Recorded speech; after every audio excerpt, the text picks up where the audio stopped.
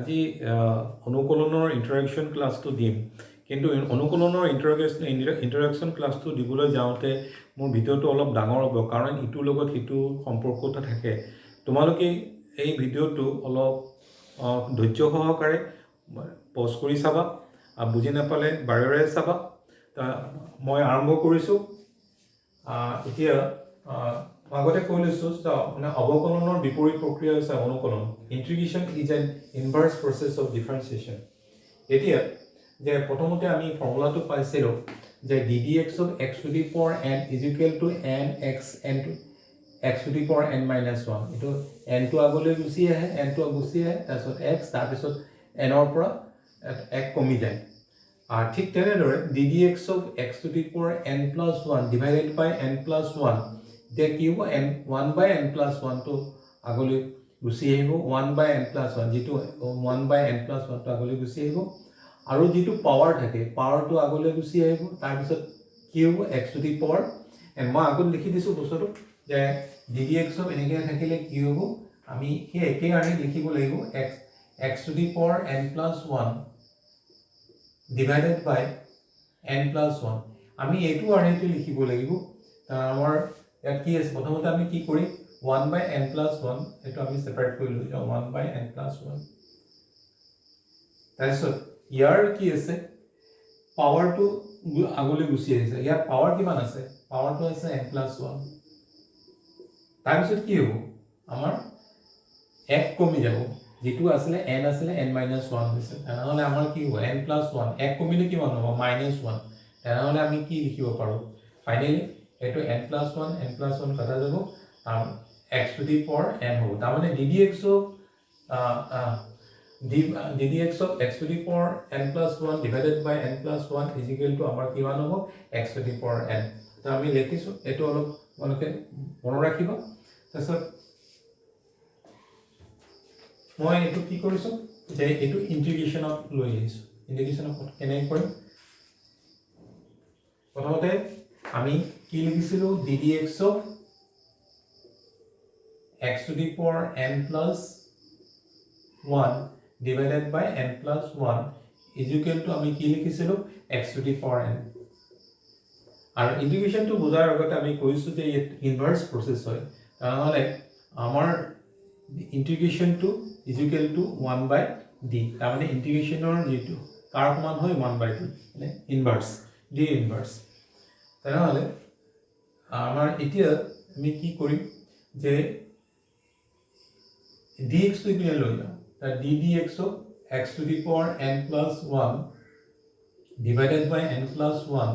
is equal to x to the power n dx। এতিয়া ইন্টিগ্ৰেশনটো কৰিছো, both side ইন্টিগ্ৰেশন কৰিছো, আৰু ইন্টিগ্ৰেশন d x to the power n plus 1 divided by n plus 1, তো ইন্টিগ্ৰেশন both side কৰিছো, ইয়াতো ইন্টিগ্ৰেশন লিখিব লাগিব, ইন্টিগ্ৰেশন of x to the power n dx। তেনেহলে মই আগতে কৈছিলো যে ইন্টিগ্ৰেশনৰ মিনিংটো কি আছে, 1 by d। তেন 1 by d যদি লিখো, d কাটা যাব, অৰ্থাৎ আমাৰ কি থাকিব, একো নাথাকে, ইয়াত 1 এটা থাকিব। তেনেহলে আমি কিমান পালো, x to the power n plus 1 divided by n plus 1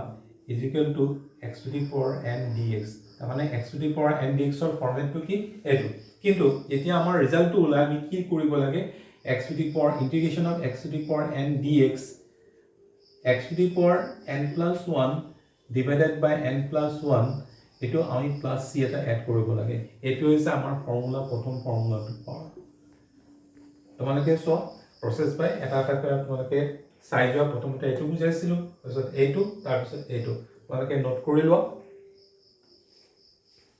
continue কৰিছো। নাম্বাৰ 2, আমাৰ ddx of sin x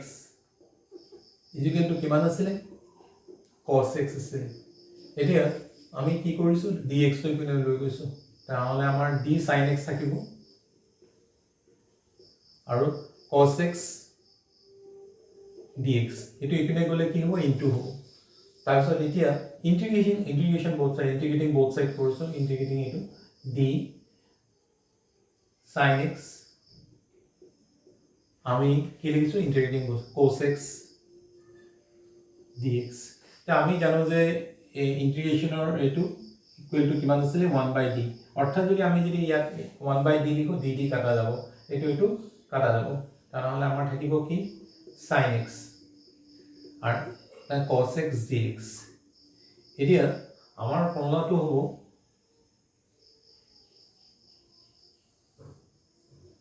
integration of cos x dx is equal to sin x plus c এটা দিব লাগে এটো আমাৰ সেকেন্ড ফৰ্ম তোমালোকে নোট কৰি লবা আকৌ কন্টিনিউ কৰিছো আমি জানো যে নাম্বার 3 আমি জানো যে ddx of cos x is equal to কিমান আছিল minus sin x আছিল তেনেহলে আমি কি লিখিব পাৰো যদি ddx of যদি minus cos x লিখো তেনেহলে আমাৰ কি আমি কি পাম যেহেতু আমি মাইনাস লিখিছো ৰিজন ৰিজাল্টটো আমি sin x পাম এতিয়া আমি both side integration কৰিছো তাহলে ইন্টিগ্ৰেশন কৰাৰ আগতে আমি কি কৰিব লাগিব এটো dx টো ইপিনে লৈ যাব লাগিব ইপিনে লৈ গলে কি হ'ব ইনটু হ'ব d minus sin x minus cos x sin x dx and now integrating both side eto ami ki korisu d minus cos x integration sin x dx and eto kata jabo etia minus cos x is equal to ami kiman pam sin x dx de ami formula to loisu তেনেহলে আমি কিমান পালো integration of sin x dx is equal to minus cos x plus c এটা constant term এটা লিখিব লাগে এটা আমাৰ হল মই আকৌ কন্টিনিউ কৰিছো আগতে নোটখনি কৰি লৈছে চাগে ddx of 10x is equal to আমি কিমান পাম sec square x এতিয়া d 10x is equal to আমাৰ কিমান হ'ব এতিয়া আমি কি কৰিব লাগিব sec square x dx আগৰ নিচিনা তো ইয়াত ইনটু হ'ব আৰু নাও ইন্টিগ্ৰেটিং both side ইন্টিগ্ৰেশন কৰিছো ddx d 10x এটা ইন্টিগ্ৰেশন অফ d 10x আমি ইপিনে কি কৰিছো ইন্টিগ্ৰেশন অফ sec square x আমি জানো যে এটো ইয়াৰ ভ্যালুটো 1/d তাহলে এটো কাটা যাব 1/d into d is equal to 1 এতিয়া আমি কিমান পাম 10x is equal to আমি কিমান পালো 10 একেবারে লিখিছো 10x plus c is equal to আমাৰ integration of sec square x dx তেনেহলে আমি কিমান পালো এটো তোমালোকে বামফালে লিখিবা integration of এটো সাইড ইপিনে লিখিবা integration of sec square x dx is equal to 10x plus c আমাৰ এটো হৈছে তোমালোকে এটো নোট কৰি লবা আকৌ কন্টিনিউ কৰিছো নাম্বার 5 ত আহিছো আমি ddx of cot x is equal to minus cos x square x এটা যদি আমি ddx of minus cot x লিখো তেতিয়া আমি কিমান পাম এটো নিশ্চয় পজিটিভ হৈ যাব যেহেতু এই মাইনাস আগতে লিখিছো তাহলে আমাৰ কি হ'ব cos x square x এতিয়া আমি কি কৰিছো d minus cot x এটো dx টো পিনে লৈ গৈছো cos x square x dx the integration both side integration korisu d minus cot x integration of cos x square x dx etia etu kata jabo thakibo ki cos x square x dx etu ufale likhisu kiman palu minus cot x jodi tar pisot ami c eta di dile ami c dibo lage protekbar তোমালোকে এটো note কৰি লবা ddx of sec x is equal to আমি sec x 10x পাম এতিয়া d sec x is equal to আমি কিমান পাম ইন্টিগ্ৰেশন আমাৰ sec x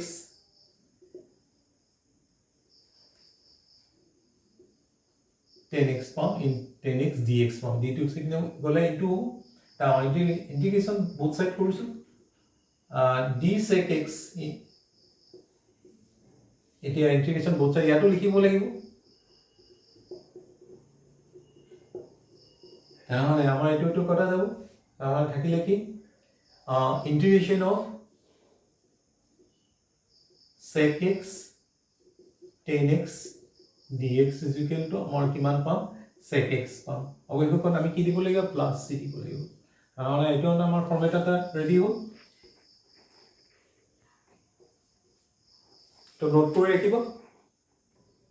আমি জানো যে ddx of cosec x is equal to minus cosec x into cot x এটা আমি আগতে জানো এটা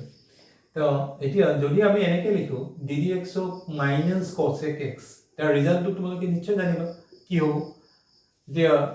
কি হ'ব এটো প্লাস হৈ যাব cosec x into cot x হ'ব এতিয়া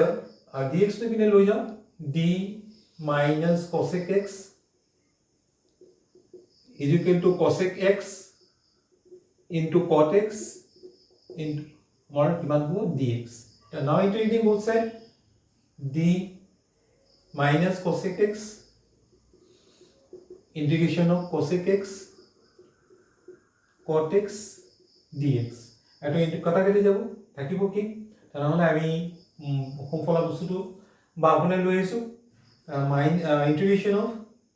cosec x into cot x dx is equal to আমি কিমান পাম minus cosec x তাৰ লগত কি কৰিব লাগিব প্লাস c আগতে যেনেকৈ দিছিল প্লাস c ইবাৰ দিব লাগিব প্লাস c না মানে আমাৰ এইটো ফৰ্মেটটো ৰেডি হ'ল এটো তোমালোকে নোট কৰিবা কন্টিনিউ কৰিছো তা আমি জানো যে ddx of ex is equal to আমি কিমান পাম ex পাম তাহলে আমি কি কৰিছো dx is equal to আমি কি লিখিছো ex dx to ইপিনে গলে into হবো ex into dx now integrating both sides now integrating কৰিছো d আছে ইয়াত e to the power x আছে আৰু integration নোট কৰিছো এটো e to the power x dx এতিয়া আমাৰ এটো কাটা যাব এতিয়া আমি লিখিব পাৰো যে e to the power x dx is equal to আমাৰ কিমান হ'ব e to the power x plus c তাহলে আমাৰ এটো এটা ফৰ্মেট ৰেডি হ'ল নেক্সট আগলৈ গৈছো ddx of log x modulus of x দিছো কাৰণ লগৰ ভ্যালু কেতিয়াও নেগেটিভ নহয় পজিটিভ এই কাৰণে মডুলাছৰ ভিতৰত যি থাকে সেইটো সদায় পজিটিভ হয় ddx of log x is equal to modulus of x আমি কিমান পাম 1/x তাহলে আমি d log modulus of x is equal to আমি কিমান পাম 1/x dx তাহলে আমি ইন্টিগ্রেশন বোথ সাইড কৰিছো d log x তাহলে 1/x dx integration of 1/x dx তাহলে এটো কথা যাব তাহলে আমি কিমান পাম integration of 1/x dx is equal to log modulus of x plus c তাহলে আমাৰ এটো আউটাৰ ফৰ্মেট ৰেডি হ'ল এতিয়া d এটো এপ্লিকেশনটো খুব কম হয় ddx of a to the power x divided by log a is equal to আমি কিমান পাও ax পাও তাহলে আমি কি কৰিছো dx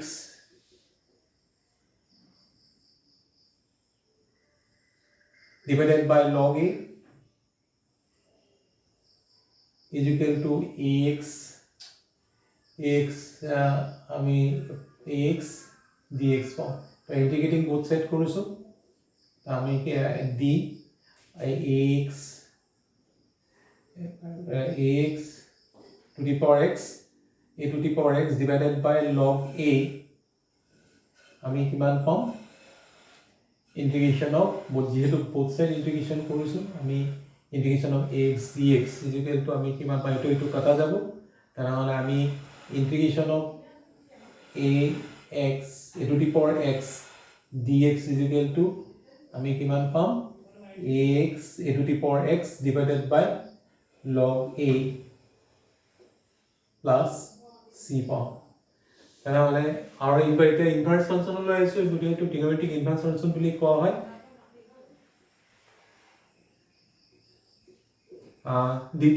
ddx of sin inverse x is equal to 1/√1 minus x square এতিয়া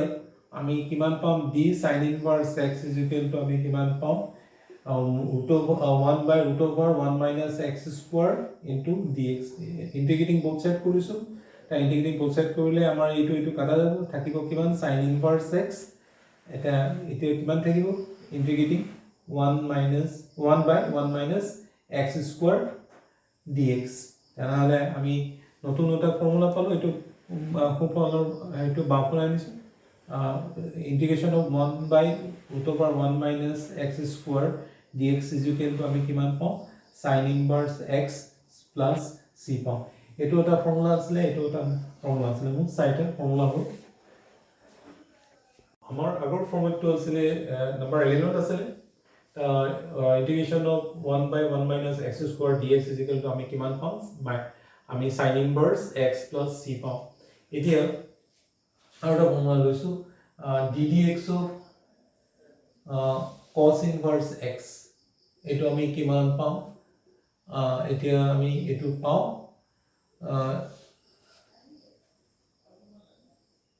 1 minus root of minus 1 by root over 1 minus x square এতিয়া যদি ইয়াত যদি আমি মাইনাস লিখো ddx of আমি কি লিখিছো মাইনাস লিখিছো মাইনাস লিখিলে আমি কিমান পাম নিশ্চয় এটো প্লাস হৈ যাব এতিয়া ইয়াৰ পৰা স্টাৰ্ট কৰিছো তো আমি ইয়াত লৈ গলে dx to into হ'ব d minus cos inverse x is equal to আমি কিমান পাম 1 by root over 1 minus x square into dx now integrating both sides কৰিছো d cos inverse minus cos inverse x আৰু এটো কাটা যাব আৰু ইয়াত ইন্টিগ্ৰেটিং ইয়াটো কৰিছো যদি ইয়াটো কৰিব লাগিব 1 by 1 minus x square dx তেনেহলে আৰু ইন্টিগ্ৰেশন of 1 by 1 minus x square dx is equal to আমি কিমান পাম minus cos inverse x plus c এটা দিবলে plus c তেনেহলে আমি এটা এটো এটা ফৰ্মেট পালো এতিয়া আইছো নম্বৰ 13 লৈ ddx of tan inverse x এটো আমাৰ একই হয় আৰু আমি খালি আমি প্লাস দিব লাগে আৰু √2 থাকি না থাকে 1 by 1 plus x square এতিয়া আমি কি পাম d inverse x is equal to আমি কিমান পাম 1 by 1 plus x square dx তা ইন্টিগ্রেটিং both side তেনেহলে tan inverse x আমি ইয়াত কিমান পাম 1 by 1 plus x square integration তো আগত দি লব লাগিব dx এইটো তো কাটা যাব তেনেহলে আমি কিমান পাম 1 by 1 plus x square dx is equal to আমি কিমান পাম tan inverse তাৰ লগত কি এটা দিব লাগিব নিশ্চয় c এটা দিব লাগিব আৰু তোমালোকে এটো নোট কৰি ৰাখা ভিডিওটো আকৌ কন্টিনিউ কৰিছো ddx of cot inverse x এটো আমি কিমান পাম minus 1 by 1 plus x square যদি আমি ইয়াত এনেকে লিখো ddx of আমি কি লিখিছো minus cot inverse x এটো আমি কিমান পাম 1 by 1 plus x square পাম এতিয়া আমি কি কৰিছো dx to এখানে লৈ গৈছো ইয়াত কৰিলে আমি কি হ'ব d minus cot inverse x is equal to 1 by 1 plus x square into dx হ'ব এটা now integrating both side আমি integration কৰিছো d cot minus cot inverse x is equal to আমাৰ কিমান পাম integration 1 by 1 plus x square into dx now এটো কটা যাব এতিয়া আমি কিমান পাম এটো সোঁফালৰ পৰা ইয়ালৈ লৈছো integration of 1 by 1 plus x square dx is equal to minus cot inverse x plus c এতিয়া আমাৰ দ্বিতীয় ফৰ্মটো লৈ আছো এটা আমাৰ নতুন ফৰ্মেট হ'ল মনতে এটো নোট কৰি ৰাখিবা ddx of sin inverse sec inverse x is equal to আমি কিমান পাম 1 by x into x square minus 1 পাম এতিয়া আমি কি কৰিম d sec inverse x is equal to আমাৰ কিমান হ'ব 1 by x into x square minus 1 into dx তেনেহলে আমি কিমান পাম ইনটু এটা ইন্টিগ্রেশন বোথ সাইড কৰিছো এতিয়া ইন্টিগ্ৰেশন বোথ সাইড কৰিলে আমি এটো d এটা আছে আগৰ পৰা d sec inverse x আৰু ইয়াটো ইন্টিগ্ৰেশন কৰিছো 1 by x square x